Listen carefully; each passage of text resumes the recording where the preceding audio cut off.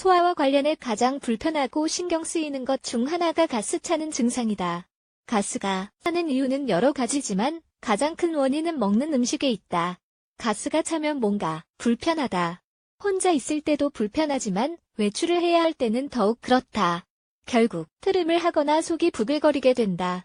가스가 차 있을 때는 다른 사람들과 어울려 시간을 보내기가 참 불편하다. 초대를 받아 가족이나 친구 집에 놀러 갔을 때도 마찬가지다.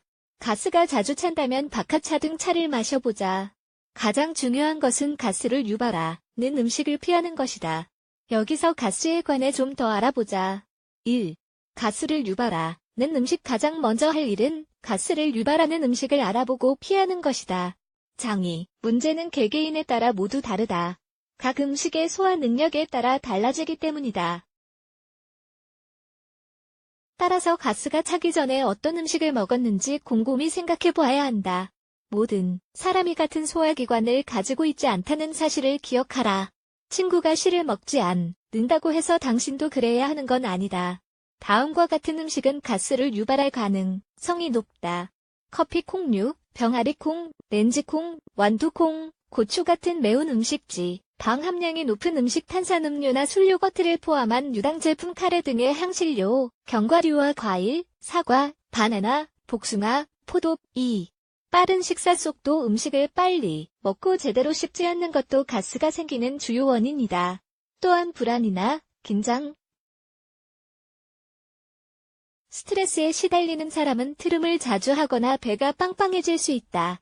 그러니 어떤 음식을 먹었고 어떻게 먹었는지 생각해보라. 식사 시간을 정해놓고 너무 급하게 먹지 말아라. 3. 약물 복용. 특정 약은 소화 효소를 억제하기도 한다. 따라서 병의 치료를 받을 때 가스가 생길 수 있다.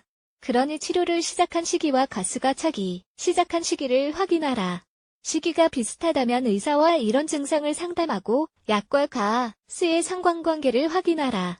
그러면 의사가 다른 약을 처방하거나 위를 보호할 수 있는 치료법을 알려줄 것이다.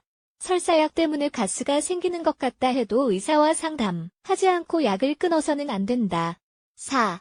다양한 장 문제. 음식이 가스의 주 원인이라고 해도 가스가 차는 현상이 얼마나 자주 나타나는지도 확인할 필요가 있다. 몸에 문제가 생겼다는 경고 신호로 가스가 생기는 경우도 있기 때문이다.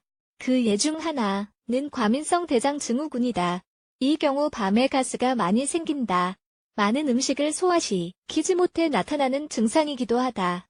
따라서 과민성 대장 증후군이 있으면 가스가 많이 차면서 복부 통증이나 구역질 증상 등이 나타날 수 있다. 5.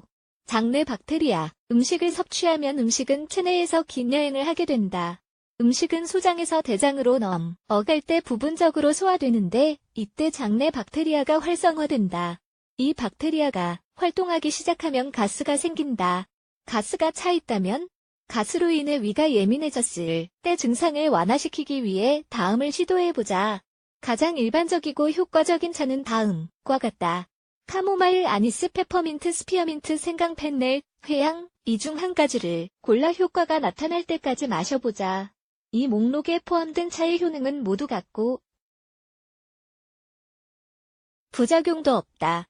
또한 애플사이다, 식초 1토를 물에 타서 마시거나 물에 베이킹소다와 레몬을 타 마셔도 된다.